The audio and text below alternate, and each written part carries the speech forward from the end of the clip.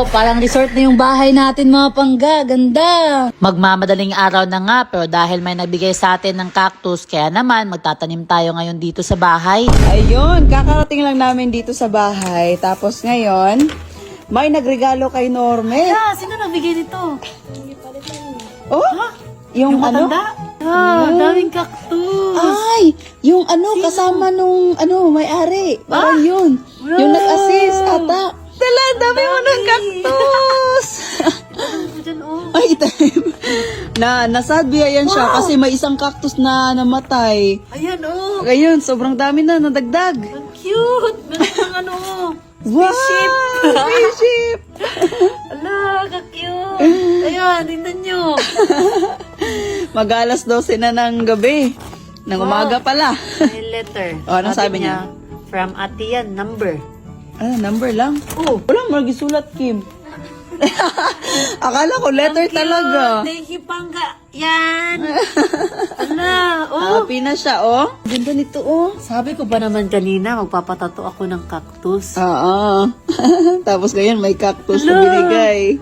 Amazing. Wala, plantita. Isang dakilang plantita na si Norme. Wala, itanim yan. Hala. Tanim ko na. Ngayon na. Gabi na. Bawal magtanim pag gabi. Oh, sa mga may balak magregalo kay Norme, alam niyo na yung kaligayahan niya. Pang-indoor lang na plants. Nag-request pa. Thank you, Lord. Thank you, Pangga. Sobrang happy ko ngayon. Kakagaling ko lang umiyak, oh. May rason talaga na, maging happy tayo. Thank you, Lord. Thank you, Pangga. Thank you sa mga Pangga ko na palaging sumusuporta sa amin dalawa ni Inday. Thank you, Mamay. Hala, excited siya. Ating gabi, nagtatanim ng cactus. Dinamay pa talaga kami, oh. Uy, hindi yan pwede dito. Asan dito? Doon. Dati, ang trip ng Team Lady Boss ay gumala kahit saan. Ngayon, magtatanim na kahit gabi. Ayan na ako sa kabila, si Wendy at Badge. Kinuha muna nila yung mga puting bato. Ala, sobrang dami. Parang 2 sako yung nilagay dyan ba?